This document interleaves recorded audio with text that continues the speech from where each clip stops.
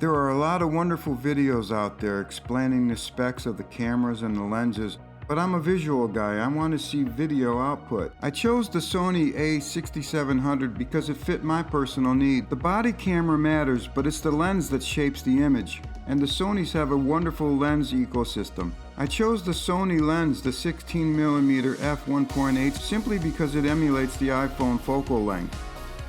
This Sony has a different sensor size from a full body, so it has this crop factor of 1.5. I spent a lot more time deciding on the lens. You can get that wonderful 16mm wide angle, but you can also get great close-ups. In the menu there are several different picture profiles to choose from. I chose picture profile number 11 for these shots. This shot I filmed in S-Log. It stores a higher dynamic range in your shots, so you have more flexibility in color grading. I used to shoot everything on my iPhone 14 Pro, and it looks good. It looks really good, but I started noticing something. No matter how clean it looked, it still looked like phone video. So I made the switch to the Sony a6700 because I wanted more control and better results. The HDR on the Sony holds on to highlights and the shadows.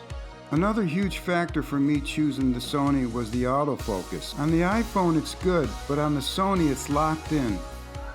The Sony does give me a similar field of view like my iPhone, but there's more depth and more separation, and it's more cinematic. So instead of trying to give you all the specs and convince you with words, I'd rather show you video. The iPhone is designed to get the shot for you.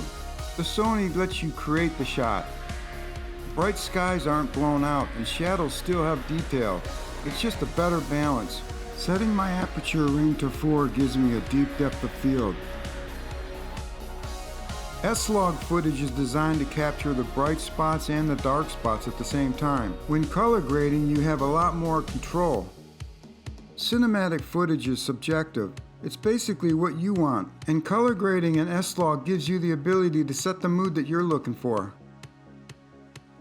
My new Sony camera packs a 26 megapixel. It truly does capture sharp photos and it handles low light well.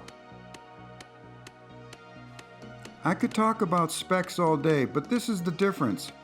I shot on the iPhone and now on the Sony a6700. For me, it's about what you see. No one gets my baby ducky. No one gets my baby ducky. No one gets my baby ducky.